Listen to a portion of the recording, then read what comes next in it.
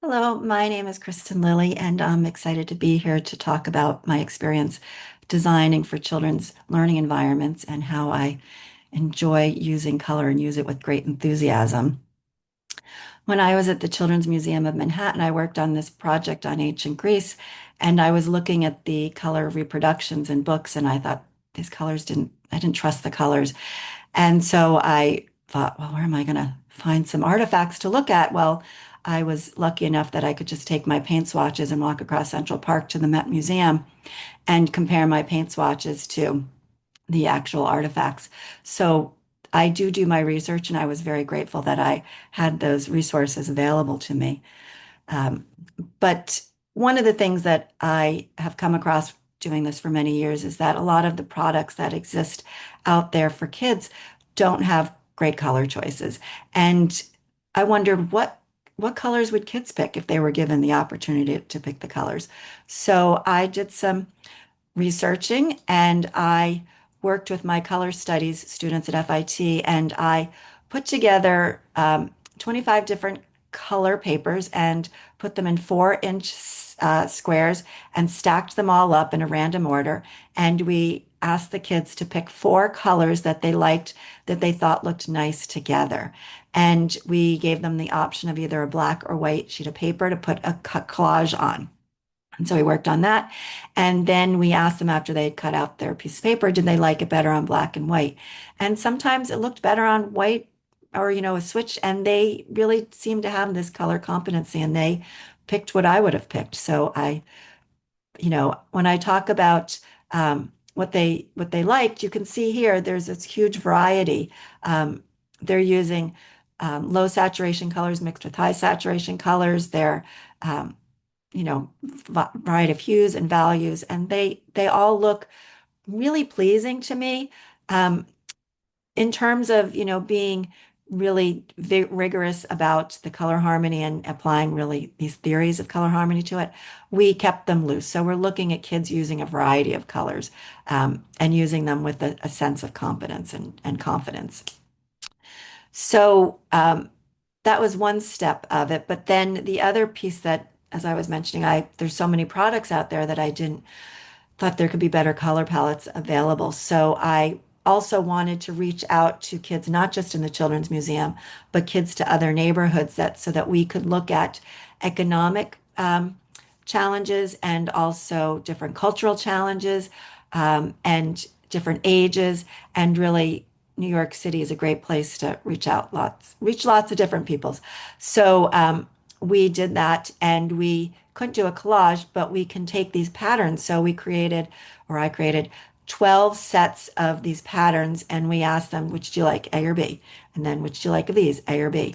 And so we then also I put together a piece of paper that had the 25 color squares on it. And I asked the kids, pick 4 of your favorite colors that you think look nice here. And so we had stars to give them. And the kids thought this was a great prize, a real winner, that they got to bring home 4 stars of these colors that they liked. And we won too. So in using these patterns and querying colors, so these that I'm showing you right here now, these are the 25 colors that I had come up with in varying palettes. And you can see that I've put a box around the ones that were the preference, and the thicker the box, the more preferred that color was. Um, and here, this is mass market toys you might find in a place like Target or other economical places, and then more niche toys that you might find in a place like FAO Schwartz. And I want to point out down here at the bottom is Barbie's Playhouse, which was preferred, but also, and it's compared to a bright color. And then the one on the right over here, which is more muted colors, that was preferred over these brighter colors. So kids are appreciative of other colors as well as the bright colors. And then this was comparing the colors that I had come up with different product colors.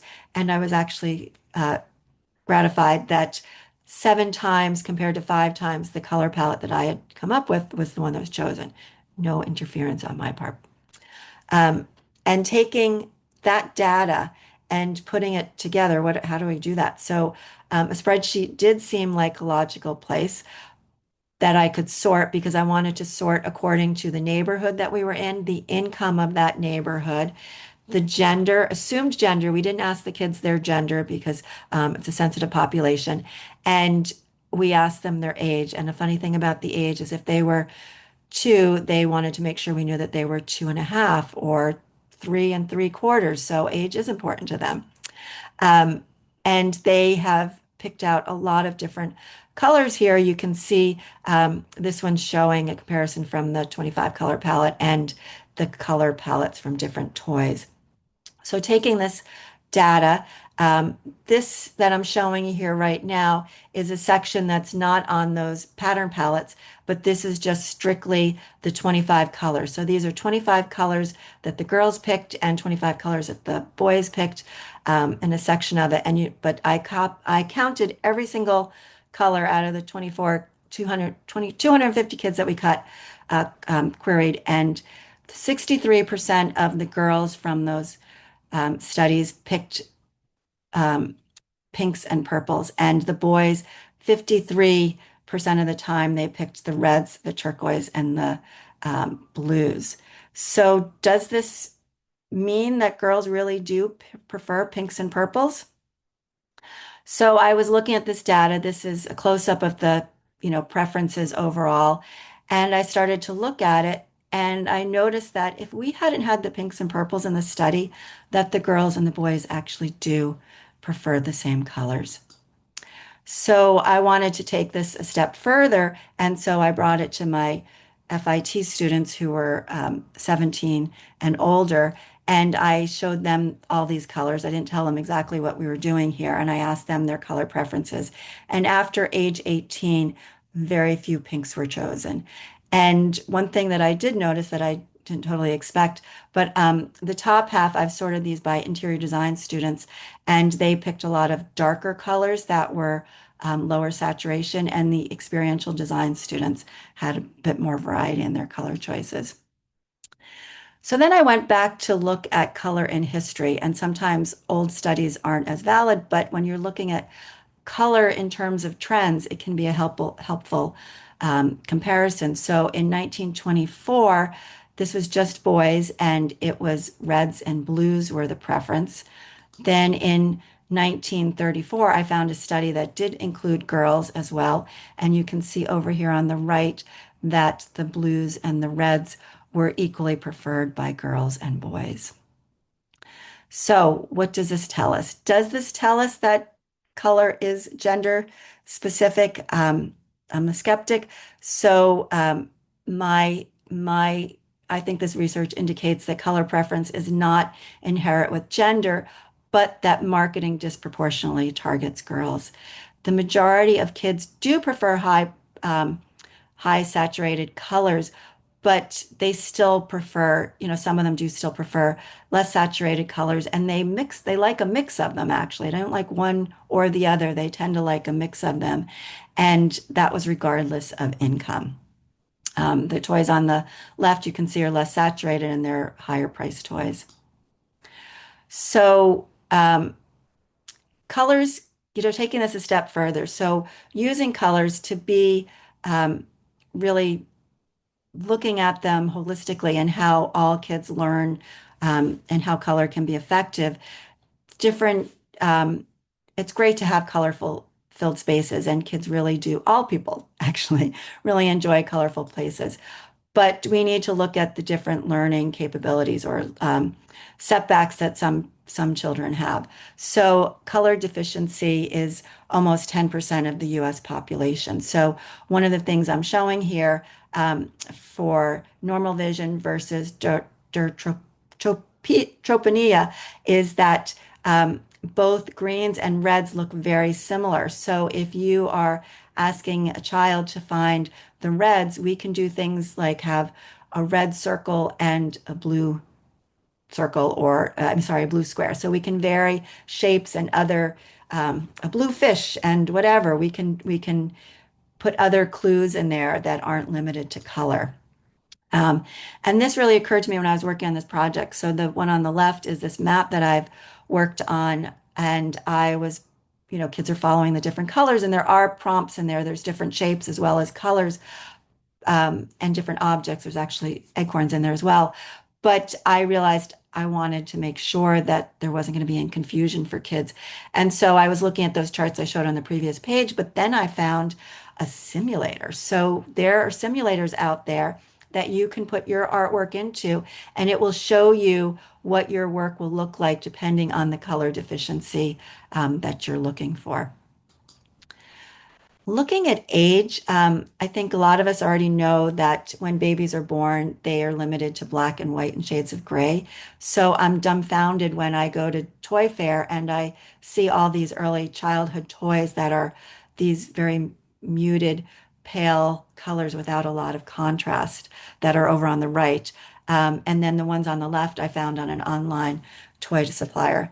By a year, kids can see pretty much all the colors that adults have, but it's still great to have these colors as their vision is developing. And one of the things that I especially like, a couple things that I especially like about these toys, there's a variety of the colors. So there's a variety is also going to have a variety in value because yellow in grayscale is much lighter than red in grayscale. And then there's a tactile quality and there's movement with all these toys. So all of these in conjunction with color is helping kids to build their executive function skills. Little review of some stuff. So color using black and white in mobiles, books, flashcards, all these things will help newborns in practicing their visual focusing. They're attracted to bright, saturated colors, but we need to use a variety of values. Patterns are great because they can boost the visual tracking and help with focus. Early pattern exposure can really help with STEM skills really early on, the math skills that come in there. And patterns are things that repeat in logical ways, so we can also use numbers, images, shapes, other things, not just color, but color can be another piece of that. When babies are transitioning into toddlers, they can start playing with making patterns themselves. So we can provide colored blocks. So let's put a blue block and a red block and a blue block, and then let the kids create the pattern on their own using color.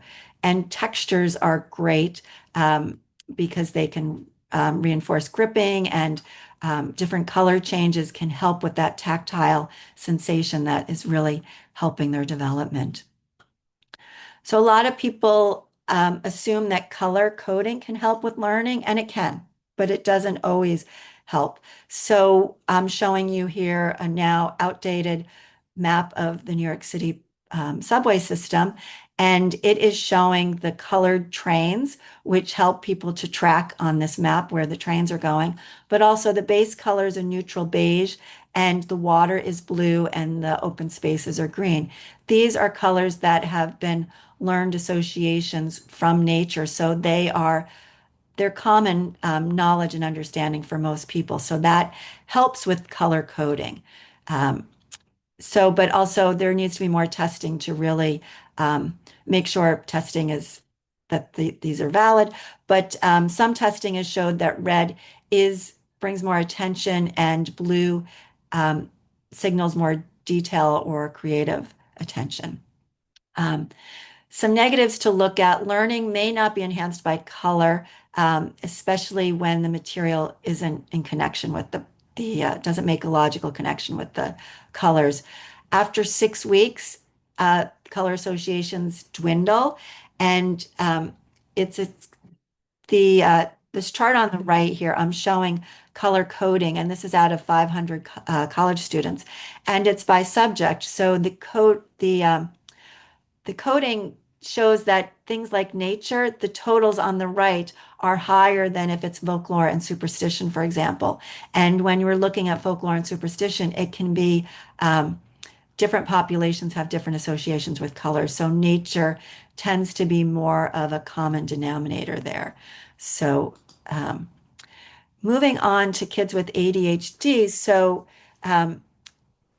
their studies have found that the wavelengths of certain colors that are greater wavelengths, so those are reds and yellows, can heighten anxiety, where the middle wavelengths, which tend to be blues and greens, have more calming effect.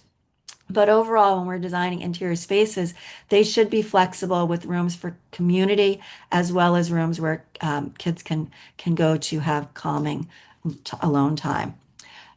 Here's a lovely space that is using some neutral colors for the floor and grounding it, but then there's pops of color that make the place feel more they're soothing but yet activating, a little bit of energy in the environment for learning. I appreciate the way other qualities that need to be in this room for them are being able to control lighting. So there's natural lighting as well as man-made lighting, and there should be shades that can be moved to control the outdoor lighting coming in. But also their sound is important. And so the sound baffling in this um, image here shows it's been used for different colors as well. There's blues and pops of orange in that sound baffling. So it's just adding a pop of color in there. And then this space is showing color as well. And there's grouping of different seating where there's the group seating that's lined up with tables, but then there's this soft seating that's away. And then in the middle, in this in-between space, is seating there. Kids can use different postures and they can be in small groups and different types of situations. And color is unifying the space in these muted tones around the room, and then the pops of color are bringing the eye up a little bit. So it's a lovely space that's been designed that's also sensitive. Color and autism also is something to pay attention to because mood and learning and the behavior can be impacted by color. Some of the colors that are more helpful to work with are pastels and neutral colors and muted tones that can foster more soothing experiences. So if we use these colors in the space to help as indicators, for example, if the flooring is traceable to lead you to a certain space, or doors and different indicators can be used in color to help the kids. Generally, yellow is least preferred by autistic kids, and greens and browns are the most preferred. The bright colors can be more overstimulating, and some educators use color to code to reduce stress, but still there needs to be more study on that because it's not cohesive. There's not there's the studies aren't complete. Or there's contrast studies that don't prove that. So here's a sensory room, and you can see that there are some dark neutral colors in here. There's a tactile experience. There's a soft, squishy stool in there. There's games on the wall that are tactile. And the knobs on those tools are an indicator that the kids can move them around. And the image on the wall that has the bright pink, that's also a tactile experience for the kids. And you can see that color has differentiated some of that tactile pattern. So color can be used, but just not being overwhelmed. And you may have noticed that the lighting in this room too is much more subdued. And also sound, bring in sound because that cushioned um, food, cushioned seat there can also absorb noise, and the images on the wall and the textures on the wall help to absorb noise.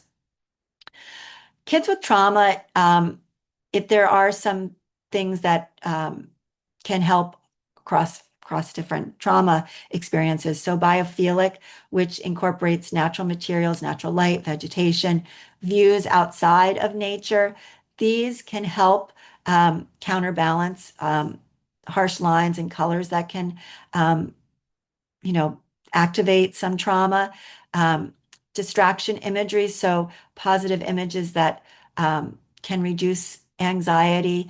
We want to avoid sharp edges where calming colors and calming shapes can help alleviate trauma, and also having layers of space, but also talking about color with trauma. Specific colors can be associated with certain trauma for each kid. So a color that might be soothing to one kid because of a personal experience with that color and association could be an activator for another color. So there's no general rule for each kid for trauma, but overall, using a variety of colors, grounding the space, having nature. And so this mural in the back has shapes from nature, but there are different colors incorporated into it. as well. So this is a nice example. Oh, also pointing out that the chairs are facing out into nature and you can rotate them to be more conversational. And in this particular facility, there's also more isolated niches that you are nooks that you can go into for quiet time. So hopefully this has helped you to feel that you can be more confident in how you use color when you're designing spaces and that there's really a variety of colors. I mean, I've just used 25, but there's unlimited colors that can be used. And I considered this study as a first in really putting together some sort of compilation of information to help people design learning environments because there really aren't a lot of resources out there. So this color piece is just one piece of that puzzle in helping to design really helpful spaces for kids. Thank you very much.